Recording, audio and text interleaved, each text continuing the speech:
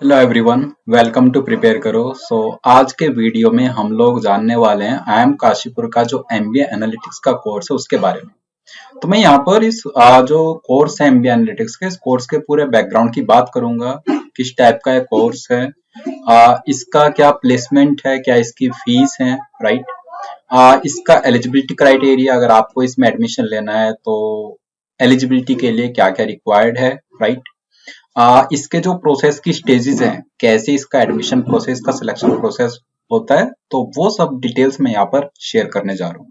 तो अगर आप एनालिटिक्स में इंटरेस्टेड हैं, राइट, उसके बारे में जानना चाहते हो, उसके बारे में अच्छे से आप पढ़ना चाहते हैं, आप एनालिटिक्स में एमबीए करना चाहते हैं, तो ये वीडियो जरूर देखना। इस वीडियो से आपको काफी हेल्प मिलेगी, आपको बहुत सारी चीजें समझ आएंगी। ओके, तो स्टार्ट करूं अगर मैं कोर्स के बैकग्राउंड से, तो ये बहुत पुराना कोर्स नहीं है, राइट।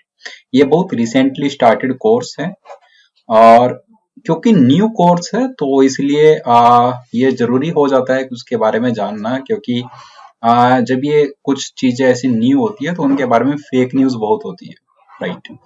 कि और फिर जल्दी से हम ट्रस्ट भी नहीं कर पाते कि अच्छा नया कोर्स है तो इसमें जाने का फायदा होगा कि नहीं होगा। तो मैंने IIM काशीपुर से ही एमबीए किया है, मैं आपको बता देना चाह रहा हूँ। तो मैंने 21-23 बैच में एमबीए जो कोर प्रोग्राम है IIM काशीपुर का, मैं उसमें था, राइट। मैंने वो कोर्स किया है और मैं एमबीए एनालिटिक्स के बारे में वहां पर बहुत अच्छे से जानता हूँ। बहुत सारे लोगों से मेरी बात होती थी, अभी भी होती है। तो ये तो मैं आपको बता दे रहा हूँ कि ये कोर्स बहुत अच्छा कोर्स है, राइट। बहुत अच्छे प्लेसमेंट स्टेट्स भी हैं इस कोर्स के।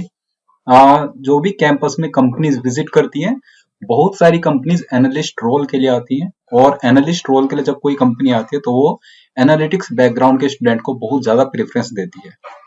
तो ये चीज हमने बहुत अच्छे से वहां पर देखी थी, राइट। वहां पर बहुत अच्छे से एक्सपीरियंस की थी कि जब भी एनालिस्ट की कंपनी आ रही है एनालिस्ट रोल के लिए, तो उन्हीं एनालिटिक्स वाले बैच के जो स्टूडेंट्स उनको प्रेफरेंस दे रही थी, राइट। तो ये चीज आप माइंड से हटा दीजिए कि नया कोर्स है, प्लेसमेंट होगा नहीं होगा। प्लेसमेंट बहुत अच्छा होगा, ये तो फॉर श्योर है, बहुत अच्छा कोर्स ही है। अब बात करूं मैं इसकी फीस की, तो 18 lakhs इसकी फीस है, जो भी रिसेंट का चल रहा है, राइट। और जो एवरेज प्लेसमेंट है, तो IIM काशीपुर की जो एवरेज प्लेसमेंट है वही आप मान करके चलो, उसके आसपास में इसका भी एवरेज प्लेसमेंट है, राइट। जो ये आपका कुछ अगर ऐसा डाउट है कि एमबीए एनालिटिक्स की प्लेसमेंट अलग होती है और एमबीए कोर की प्लेसमेंट अलग होती है, तो बिल्कुल नहीं। एक साथ एक कंपनी में हम लोग बैठते थे, राइट। एमबीए एनालिटिक्स के स्टूडेंट्स भी और एमबीए कोर के भी, तो हम सबका प्लेसमेंट एक साथ ही होता था, और अभी भी वैसा ही सिस्टम है।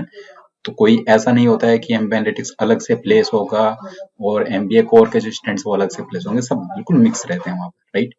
इलेक्टिव कोर्सेज डिफरेंट हैं। फर्स्ट ईयर में बहुत सारे कोर्सेज हमारे सेम रहते हैं, एमबीए कोर के भी और एमबीए एनालिटिक्स के भी।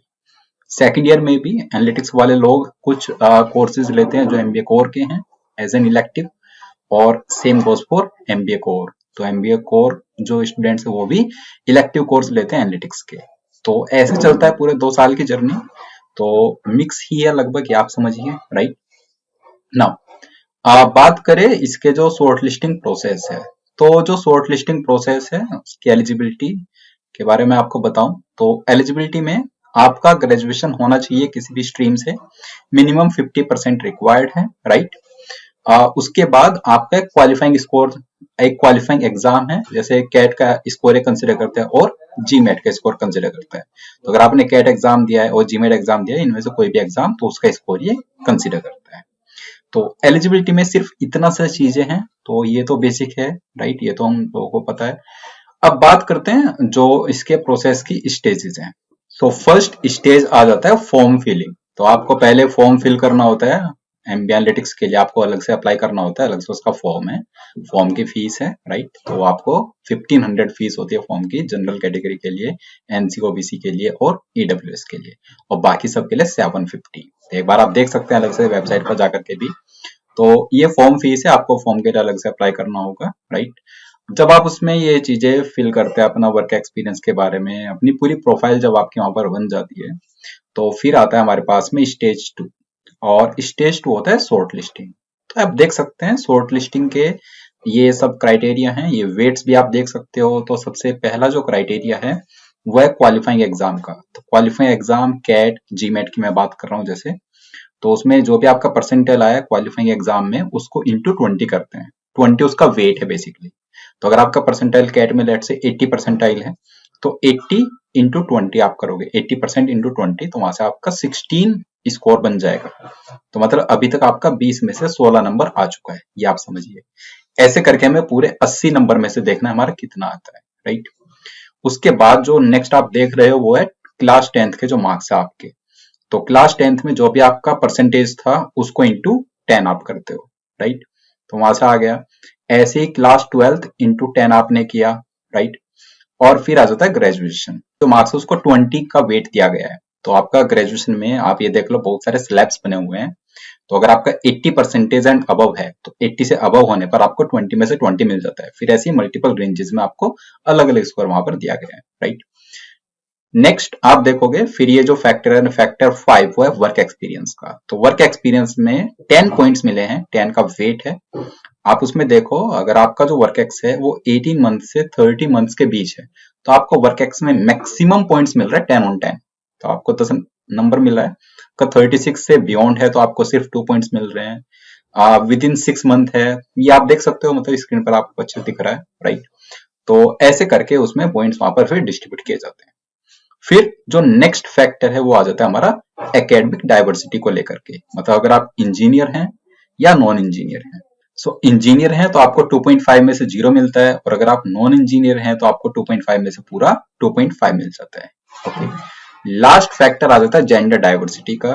तो जेंडर डाइवर्सिटी को 7.5 पॉइंट्स मिले हुए हैं। तो ये आप पढ़ सकते हैं। अगर आप मेल हैं तो आपको 7.5 में से 0 मिलता है, अदरवाइज आपको 7.5 में से 7.5 मिलता है। तो ऐसे करके ये पूरे 80 मार्क्स, पूरा 80 का जो वेट है वो कवर होता है। अब 80 में से आपके कितने मार्क्स है उस हिसाब से स्टेज 3 की तरफ हम लोग जाते हैं। फिर वहां से हमारी शॉर्ट लिस्ट पब्लिश की जाती है फॉर पर्सनल इंटरव्यू। तो आपको फिर पर्सनल इंटरव्यू का कॉल आ जाता है अगर आपके यहाँ से मिनिमम क्वालिफाइंग स्कोर आपका जनरेट हो जाता है तो, राइट। तो स्टेज 3 में है हमारा पर्सनल इंटरव्यू। पर्सनल इंटरव्यू इसमें ऑनलाइन होता है, वेबसाइट पर ही मेंशन है, राइट। तो पूरा जो हमारा पर्सनल इंटरव्यू राउंड है वो पूरा ऑनलाइन होगा, ऑनलाइन कंडक्ट किया जाएगा। उसमें आपके 20 मार्क्स का वो होता है, राइट। 20 मार्क्स में से आपका कितना इंटरव्यू में आया बेसिकली, उसके बेसिस पर स्टेज 4 के लिए बेसिकली शॉर्टलिस्ट किया जाता है, which is final selection basically.